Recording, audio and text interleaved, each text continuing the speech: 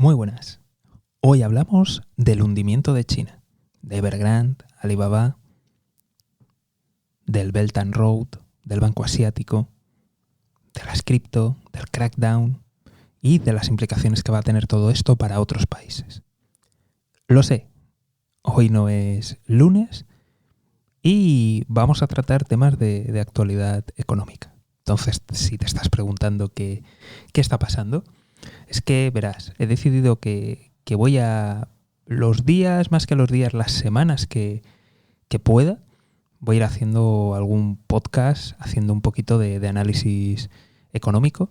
Iba a decir de noticias, pero no solamente de noticias, como se da en muchos noticieros, sino noticias entrando un poquito más en la economía, entrando un poquito más en profundidad y sobre todo rescatando algunas noticias que salen en prensa occidental con flashes que se tratan de manera muy superficial y que parecen como puntos desconectados de algo mucho mayor. Y en este caso vamos a hablar de China, del hundimiento de China, y no solamente por lo que todos están hablando últimamente, que es Evergrande, sino vamos a hablar de las noticias que han ido pasando que a lo mejor pueden pasar desapercibidas, pero que cuando las ponemos todas juntas nos cuentan otra historia. En fin, para quien no me conozca, me llamo José García, soy economista y por ahí tenéis algunos datos míos más. Sin más, vamos para allá. Me vas a permitir que te cuente una pequeña historia que ocurrió durante la Guerra Fría. Y es que, verás, en la mayoría de países pues teníamos el PIB como indicador o GDP. Y resulta pues que la URSS, pues claro, ellos decían que esa medida pues que era un invento maléfico del capitalismo y por tanto ellos sacaron su réplica, su propio PIB en el que medían el crecimiento. ¿Por qué te cuento esta historia? ¿Y por qué recuerda un poco a lo que estamos viviendo ahora mismo?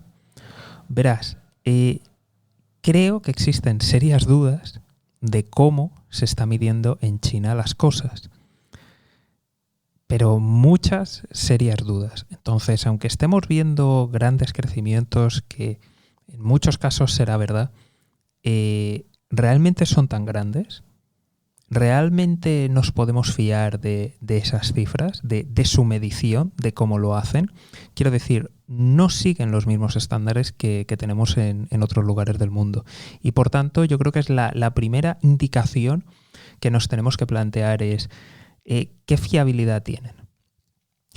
Por otro lado, ya no solamente en cuanto a la medida, sino directamente en la mentira que tenemos que darnos cuenta que ocurre allí. Primero de todo, pues como te puedes imaginar, es el régimen que es, con sus peculiaridades que tiene, pero además nos podemos fijar en datos objetivos, y esto es, si miramos los datos que da el Estado central, nos damos cuenta que siempre han cumplido con sus planificaciones, lo cual es sorprendente para cualquier Estado. Pero oye, ¿quién sabe? Pero si atendemos a sus mismas fuentes, a los gobiernos regionales, pues resulta que si sumas, los datos no coinciden. Te da algo aún mayor. Esto ya pinta muy mal. Que el gobierno central siempre cumpla sus previsiones y que los regionales, sumados todos, no encaje y dé más, hombre, alguna duda nos plantea. Y esto lo sumamos a las mediciones. Vamos a hablar ahora de Alibaba. Y me vas a permitir que siga contando pequeñas historias y pequeñas noticias que han ido pasando y luego entraremos en las de mayor actualidad. Pero vamos a intentar, de verdad, ver el dibujo y ver lo que está pasando. Para la gente que a lo mejor no os habéis enterado, el fundador de Alibaba pues desapareció después de de criticar al Partido Comunista y después de criticar al gobierno de allí. Muchas personas, bueno, hablan de que en cierta manera ha habido pues unas críticas al modelo comunista, al modelo chino, críticas al presidente Xi Jinping, pero es que yo diría que aquí hay algo más, porque lo que he visto en muchos medios lo que no he visto más bien en muchos medios comentar es que el fundador de Alibaba es miembro del Partido Comunista Chino. Y es miembro. Es más, probablemente parte o prácticamente toda gran parte de su fortuna, pues las conexiones políticas le han ayudado. Él es una persona destacada. No es uno más, no es alguien que se ha sacado el carné. Es una persona que ha estado implicada y que ha sido creyente. Entonces, creo que el análisis no es solamente estoy bloqueando a emprendedores, cuidado con la gente que se hace rica, cuidado con la gente que se hace famosa. Yo creo que esto ha sido un golpe preventivo de posibles competencias que pueda tener el propio presidente Xi Jinping. Es decir, el fundador de Alibaba pues es alguien bien considerado, es alguien que es conocido en el ambiente emprendedor, es alguien que podría representar una cara más simpática, más amable, tanto internamente en China como de cara al exterior.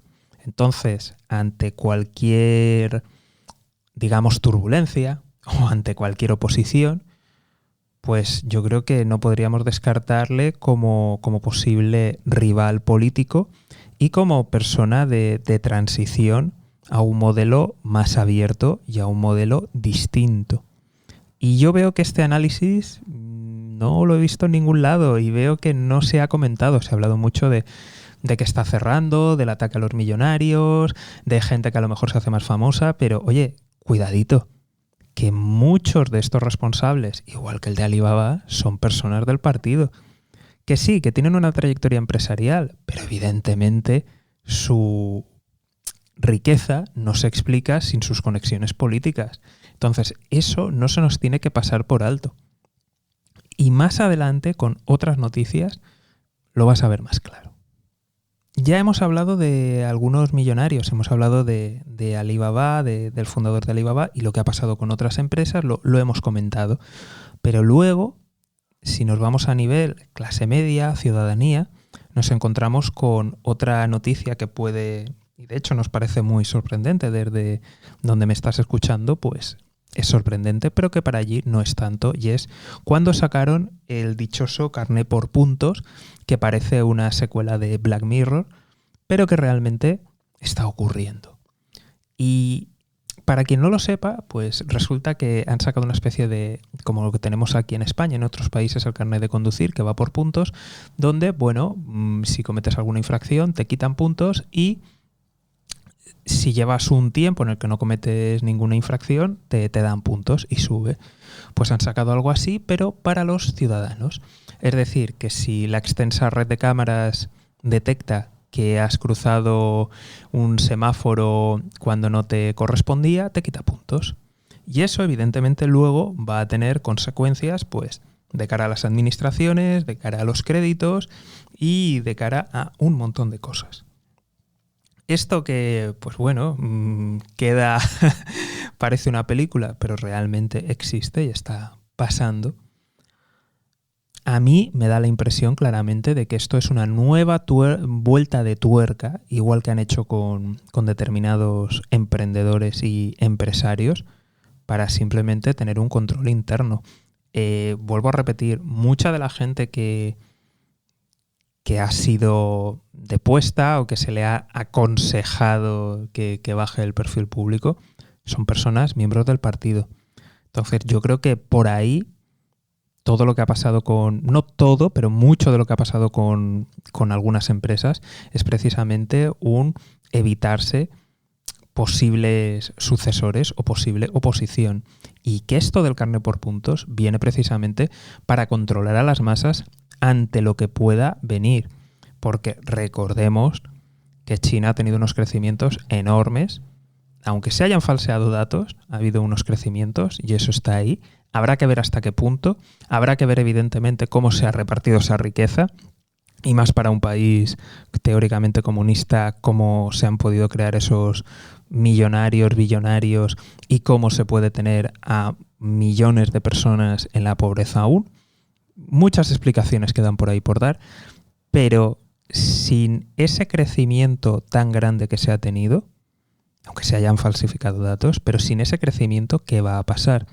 Porque muchos de estos regímenes se sostienen básicamente porque en cierta manera garantizan un crecimiento y un bienestar para unas élites y también para una especie como de clase media que puede llegar a ser mayoría o no, pero sin duda es una buena parte de la población. Pero cuando eso no ocurre, la gente empieza a cuestionarse cosas. Entonces, me da la sensación que todos esos movimientos van directamente a cargarse cualquier posible líder o alternativa que pueda surgir y luego controlar a esa masa crítica de personas que pueden hacer tumbar un régimen. Vamos a hablar ahora del aumento del gasto militar en China. No me voy a ir por las ramas. ¿Realmente este gasto para qué es? ¿Es para luchar contra Estados Unidos?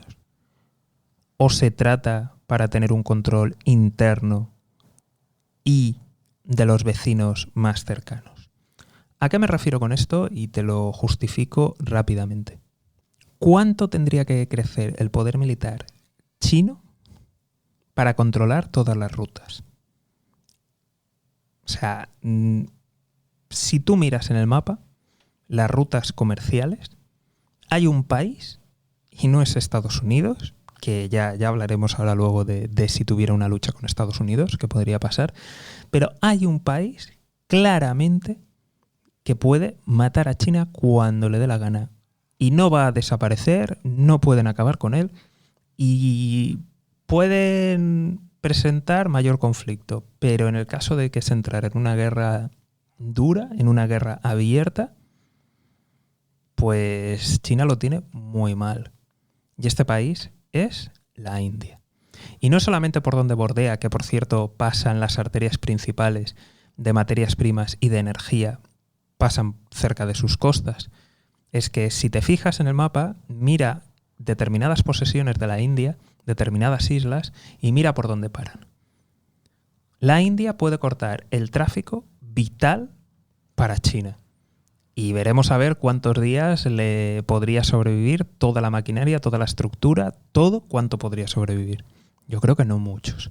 Y con la siguiente noticia que vamos a dar, queda aún más claro y más confirmado. Pero es que además la Armada India tiene la capacidad de cerrar el estrecho de Malaca, que es un punto neurálgico por donde pasa un porcentaje altísimo de la energía que alimenta a China.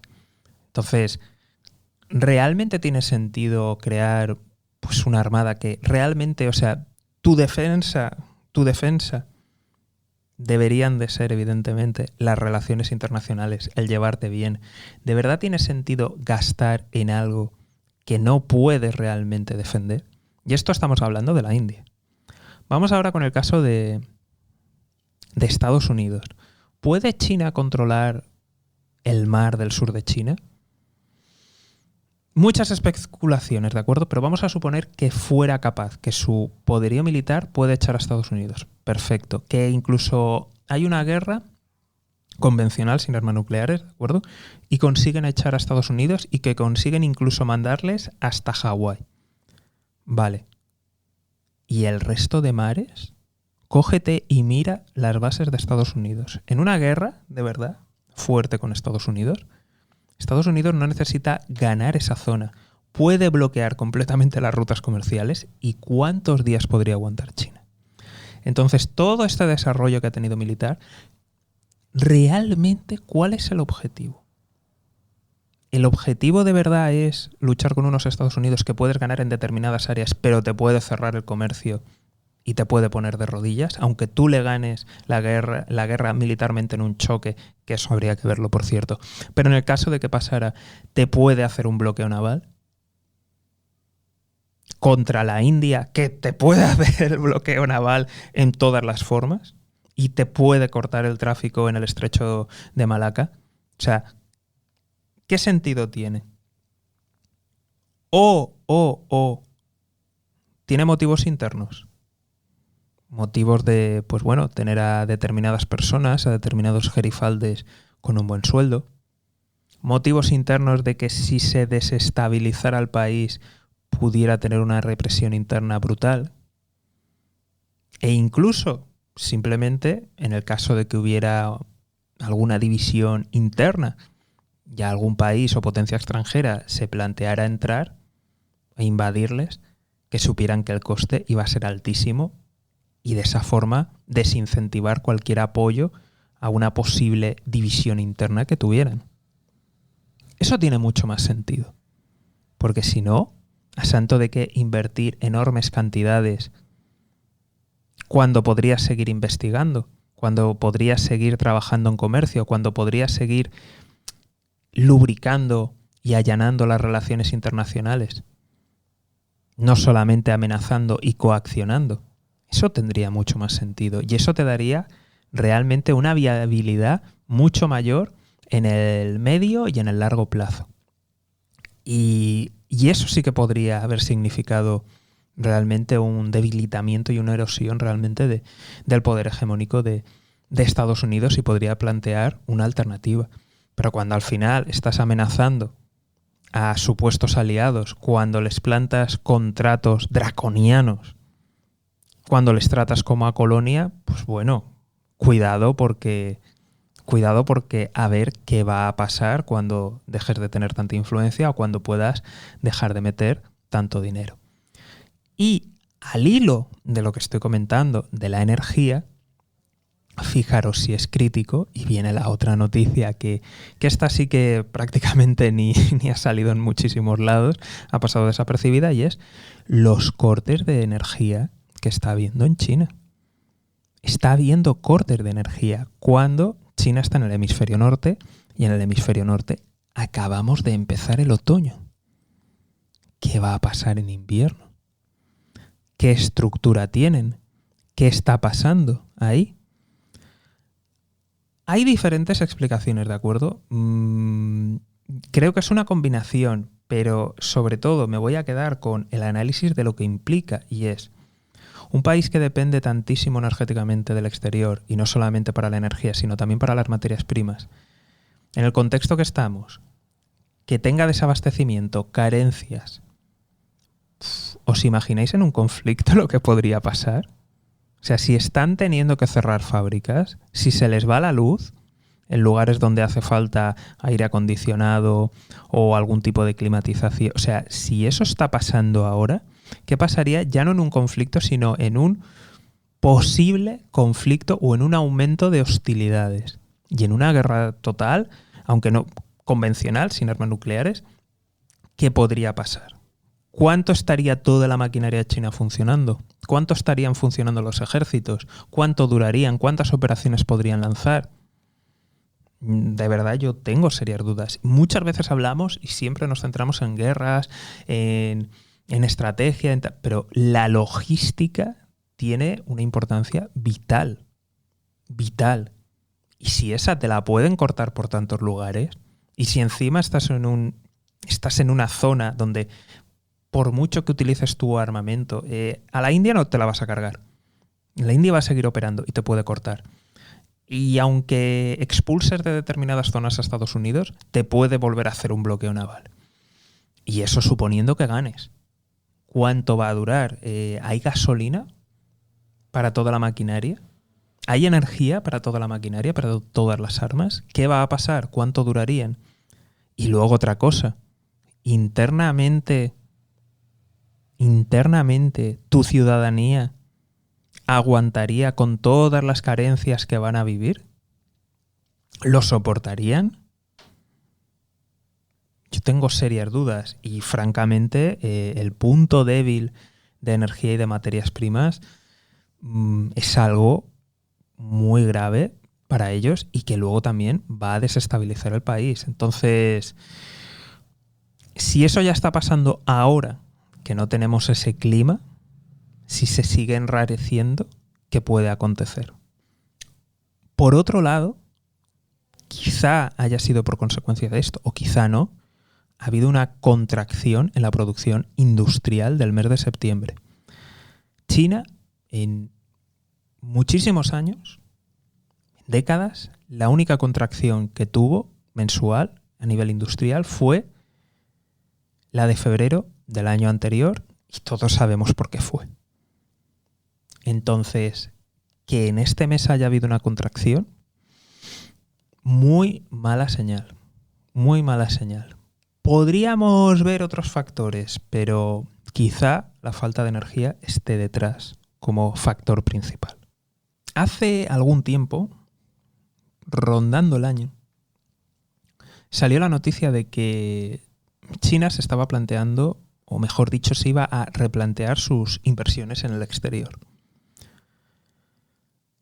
Esto que parece lógico, ¿no? Porque a lo mejor muchas de sus inversiones pues, no han tenido el retorno esperado, lo cual tampoco hacía falta ser adivino, porque se sabe en qué condiciones se ha hecho y con qué regímenes se ha negociado.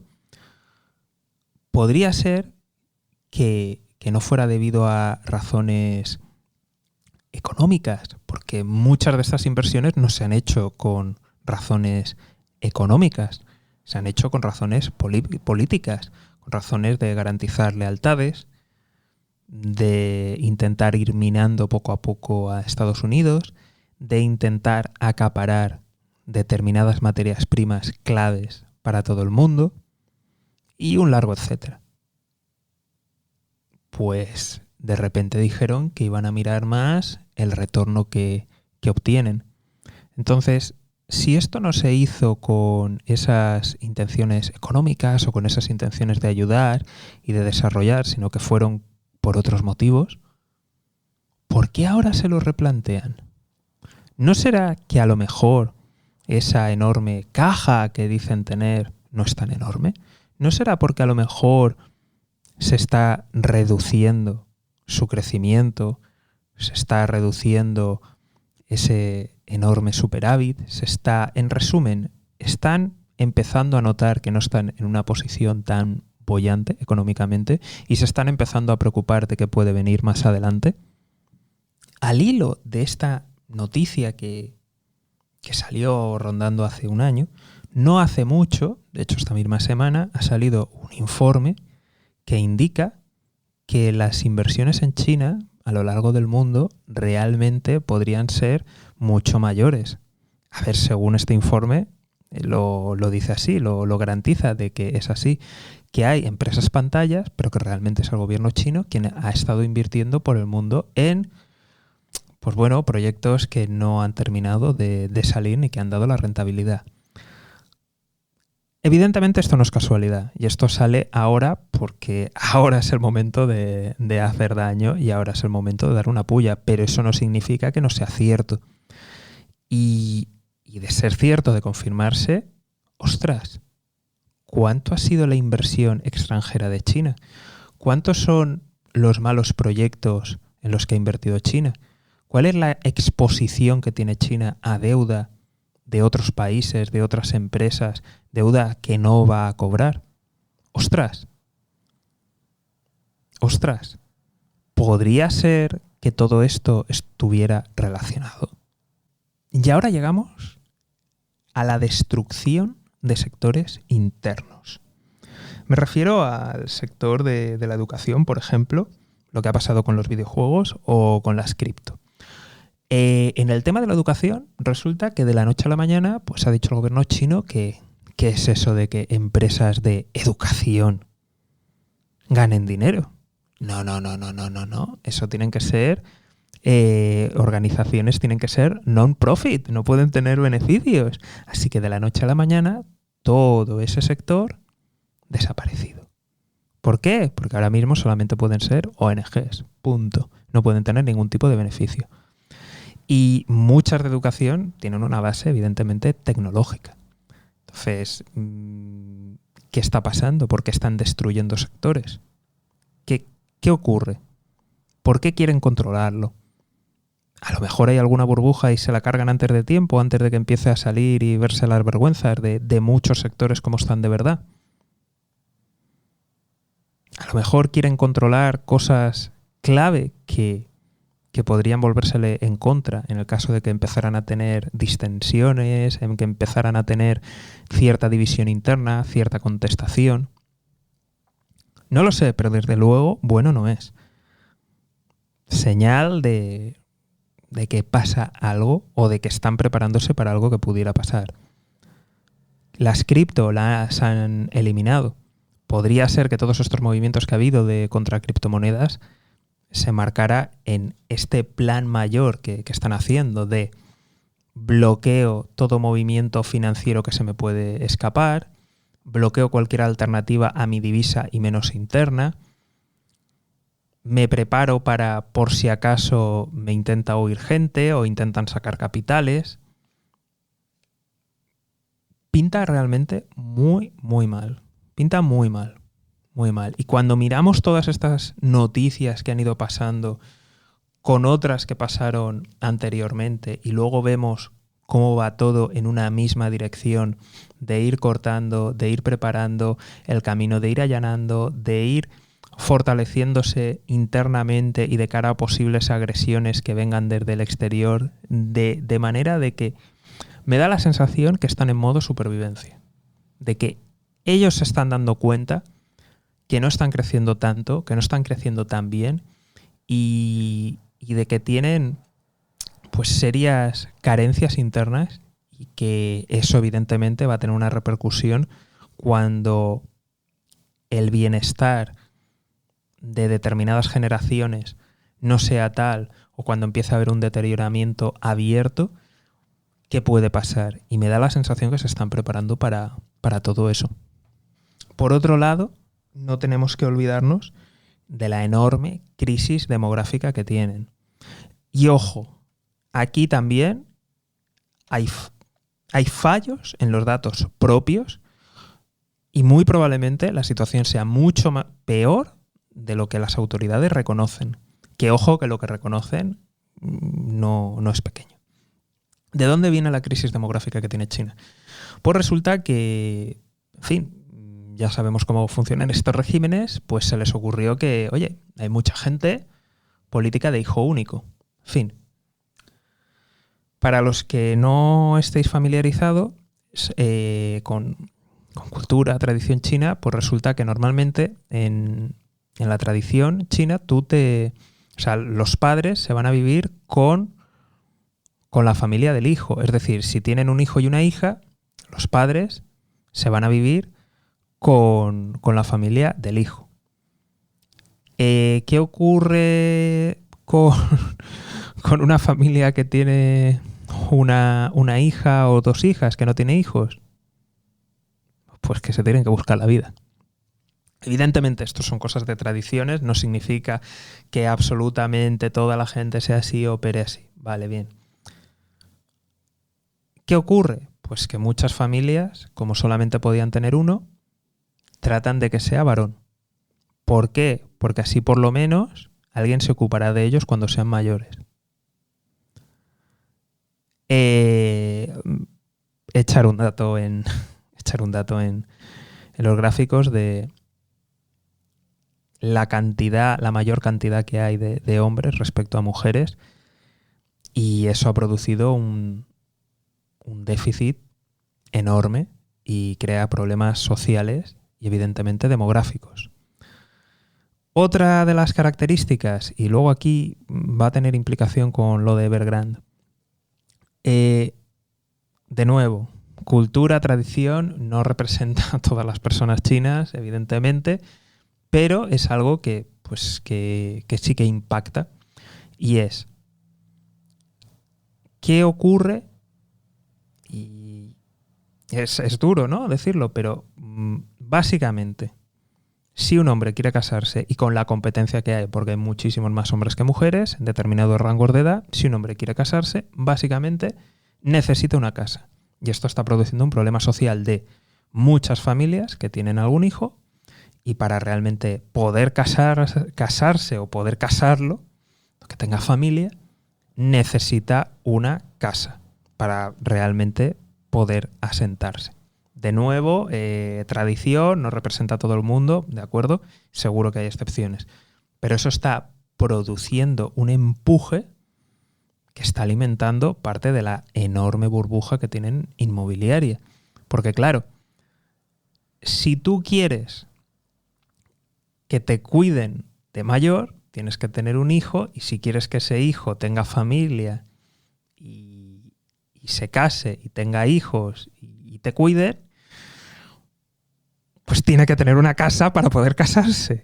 Entonces, de verdad, no juzgo. Son cosas de tradiciones, son cosas que pasan. En todos los países hay cosas así y ya está. No le demos más vueltas, ¿de acuerdo? Si tienes duda, infórmate un poquito más por ahí y de verdad, es más, te aconsejo que lo hagas, aunque ya lo conocieras, porque cuando cuentan historias es terrible y las consecuencias que está teniendo. Entonces, al final, hay un problema, bueno, esto está generando muchísimos problemas. Ya hubo un cambio, ya se abrieron a que hubiera un segundo hijo, primero para algunos, luego finalmente para todos, y aún no habían salido los datos oficiales del nuevo censo que habían hecho cuando mágicamente el Partido Comunista Chino dijo, chachachán, a partir de ahora 3 hijos. Lo cual da señal de los verdaderos datos, la enorme crisis demográfica que tienen. A esto hay que sumar que incluso ya ha habido miembros del gobierno diciendo cosas del tipo tenemos que quitar las píldoras anticonceptivas, tenemos que quitar preservativos, tenemos, en resumen, forzar a la gente a que tenga hijos de la misma forma que se dijo que no tuvieran, ahora forzarles a que tengan. Luego, al hilo, el crecimiento enorme que ha tenido China, los nuevos estilos de vida, los horarios que se hacen allí, pues al final hacen que, aunque te lo permitan, la gente en general no suele tener más de uno, no suele tener. Entonces, están en un problema enorme y gravísimo, gravísimo. Esto cuando un país decrece, y ojo que lo vamos a vivir aquí en Europa bastante, y otros países a lo largo del mundo también lo van a vivir bastante, cuidado que tiene implicaciones enormes. Tiene implicaciones en la pirámide poblacional, tiene implicaciones en quién va a cuidar a quién, tiene implicaciones en los impuestos, tiene implicaciones también militares, porque evidentemente va a haber regiones que se van a ver afectadas. Normalmente se tiende a concentrar. Entonces, ¿qué va a pasar con algunas zonas que van a estar o van a quedar despobladas? Las implicaciones son enormes y es todo muy, muy malo. Muy malo. Y luego no estamos hablando de un país como Estados Unidos que dice, bueno, facilito la entrada a la gente. ¿Tanta gente quiere ir allí? Uy, sí. Regímenes autoritarios, me encanta. Sin duda es la mejor publicidad para atraer público de otros lugares. Entonces, realmente la situación esta puede ser muy, muy mala y no se ha gestionado bien. De nuevo, me remito a lo que he dicho al principio, el tema de los datos, de cómo se ha medido, cuando no directamente que se miente, qué puede haber ahí realmente y puede ser terrible. Y luego esas implicaciones para mantener determinado ejército, el bienestar, evidentemente va a haber un decrecimiento económico de la población y de la capacidad y del rendimiento, porque cuando tienes una fuerza laboral más joven suele sacar más rendimiento y conforme tienes una media pues más adulta, más envejecida, el rendimiento cae, la capacidad y la producción caen. Entonces, mucho cuidado con lo que está por venir. Y entramos ya en la noticia más comentada, que es la de Evergrande. Y, a ver, para la gente que aún no lo ha escuchado o simplemente, bueno, lo ha escuchado, pero algunos medios lo tratan como lo tratan, estamos hablando de un desarrollador inmobiliario de una constructora que, a datos internos de China, por ventas es la segunda mayor de China. Y si la medimos por los pasivos, es decir, por el endeudamiento que tiene, es la constructora más grande del mundo. Es la número 1 del mundo. Entonces, estamos hablando de que el impacto del default, de que deje de pagar las deudas o de que incluso quiebre de esa empresa, el impacto es brutal simplemente a nivel financiero. Pero vamos a entrar en la economía del día a día, ¿de acuerdo? Porque esto no estamos hablando solamente de inversores, que también es importante, ¿de acuerdo? Se supone, según cifras, porque van variando, pero más de 200.000 personas trabajan de manera directa. Más de 200.000. Depende de dónde mires el dato, puede llegar a 400.000, ¿de acuerdo? Va oscilando, pero aún así es bastante gente. Y de manera indirecta estamos hablando de millones de personas, ¿de acuerdo? Aquí también los datos han variado. 2, 3, 4, pero hablamos de millones de personas. Esto, en un momento como el que se está viviendo, pues evidentemente va a impactar al mercado de trabajo. No creo que esté en la situación interna como para permitirse un golpe así. Es muy, muy, muy peligroso para la estabilidad del régimen, porque todos este tipo de regímenes, si no garantizan una cierta prosperidad, se empiezan a cuestionar. Entonces, esto internamente va a hacer mucho daño. Por otro lado, de acuerdo, es algo que aún no he comentado, y es el endeudamiento real de toda China. Y esto tiene mucho que ver con justo Evergrande, y ahora veréis por qué. Cuando tú miras los datos del endeudamiento del país, es realmente pequeño. No sé si oscila alrededor de la deuda pública, ¿de acuerdo? La deuda pública del país, del gobierno.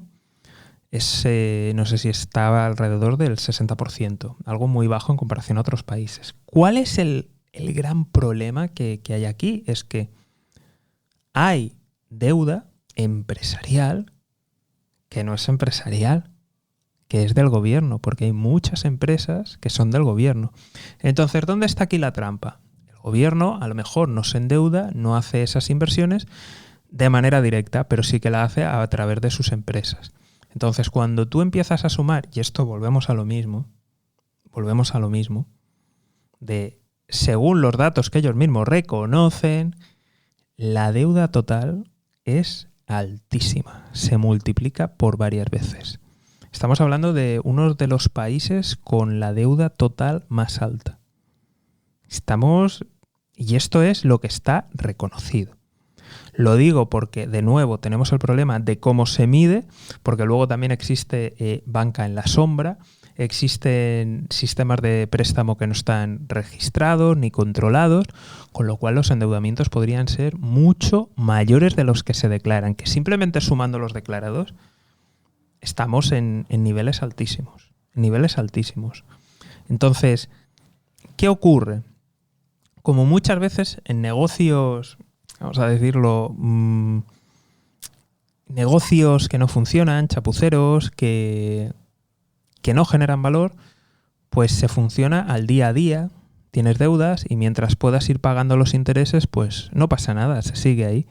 Esto es lo que pasa muchas veces, ¿no?, con los negocios zombies, que simplemente viven pues de que no tienen que pagar las deudas y les permiten que simplemente paguen intereses.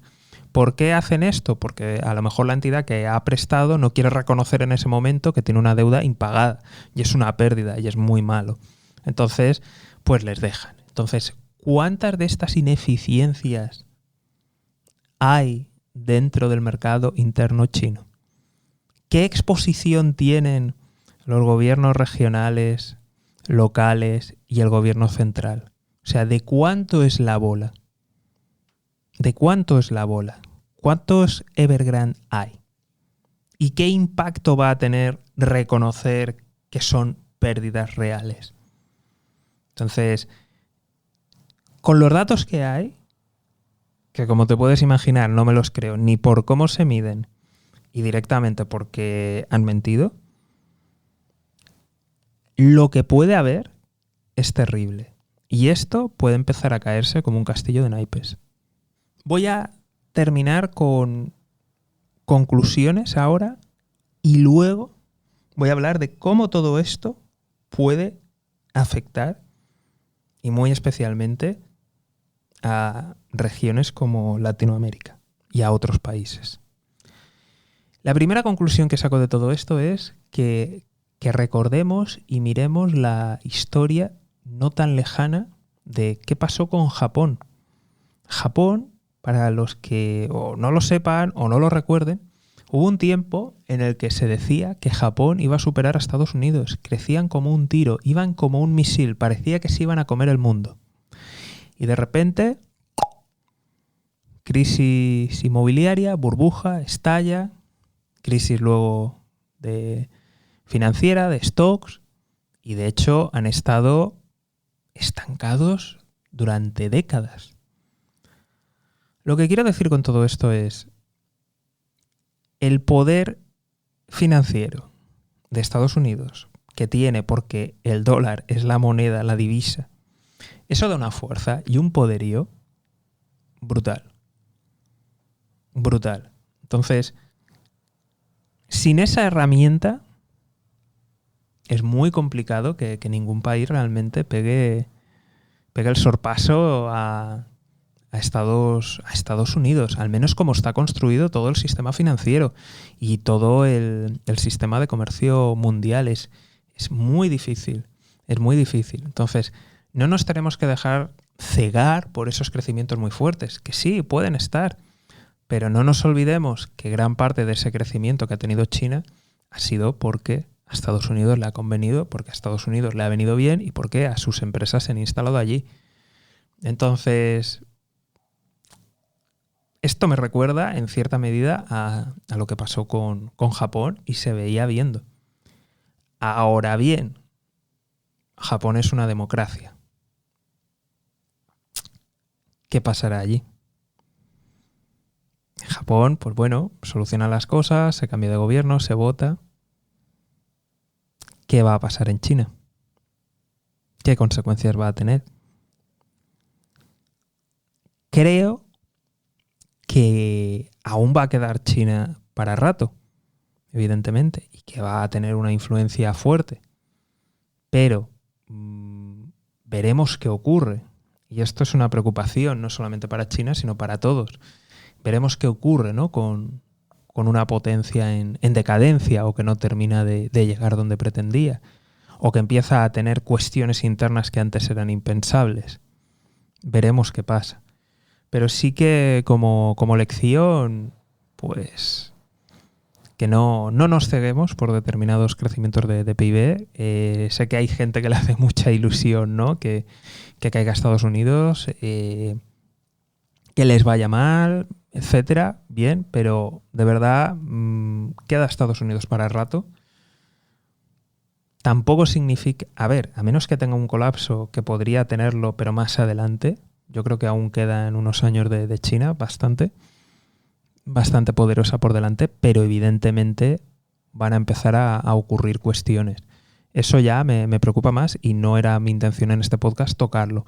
Pero sí que como conclusión, ¿no? Que recordemos el caso de Japón, que también parecía que se iba a comer el mundo y ahí se quedó. Entonces, mucho cuidado con determinados crecimientos, con determinados países que luego tienen algún tipo de burbuja y ahí se quedan. Se quedan estancados económicamente. Y luego, yo creo que esto, para las personas que me estáis escuchando, yo creo que es lo más significativo, y de hecho mucha gente que me escucha ir desde Latinoamérica, ¿qué consecuencias puede tener? Y es innegable que Latinoamérica ha tenido un crecimiento empujado por las exportaciones de materias primas a China. Esto evidentemente es un desastre, va a tener consecuencias. Australia también se ha beneficiado, ha tenido casi 3 décadas de de crecimiento ininterrumpido, y ha sido gracias a que cuando a nivel mundial no ha habido tanto crecimiento, China ha seguido creciendo y ha seguido consumiendo materias primas, energía, y se han beneficiado enormemente. Luego, la economía de Nueva Zelanda depende enormemente de la de Australia. Entonces, si esto se corta, Australia va a tener problemas e inmediatamente Nueva Zelanda los va a tener. Evidentemente, tanto la economía de Australia como la de Nueva Zelanda son economías más modernas, menos dependientes, ¿no?, de determinadas exportaciones, son capaces de generar mayor valor añadido, PIB per cápita mucho mayor. El problema lo veo muy grave en Latinoamérica, lo que puede pasar. Yo creo que puede, entre el descenso, aunque solamente hubiera una reducción en la velocidad de crecimiento de China, va a afectar muy fuerte. Si a eso unimos que el tipo de Estado no es el mismo y que el PIB per cápita no es el mismo, si además unimos que ha sido una de las regiones más afectadas por el COVID, creo que es un peligro enorme para Latinoamérica de lo que puede pasar y de lo que puede estar por venir. Entonces, mucho cuidado, prestar atención, porque de verdad muchas veces parece que las cosas que pasan a miles de kilómetros en otras partes del mundo no nos afectan, y nos afectan mucho. Yo recuerdo por mi zona que justo después del 11 de septiembre, lo de las Torres Gemelas, que parecía que, bueno, pasó allí y son otras industrias, otros sectores, pues justo ese año cancelaron ferias, o simplemente hubo algunas que cancelaron ferias y otras que simplemente los compradores, por miedo, no se desplazaron ni se movieron, y eso hundió a muchos sectores industriales por aquí y no se han vuelto a recuperar.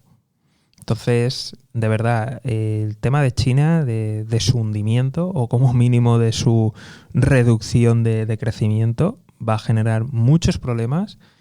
Seguro que hay gente que está contenta y todo esto, pero va a generar problemas y desafíos muy importantes.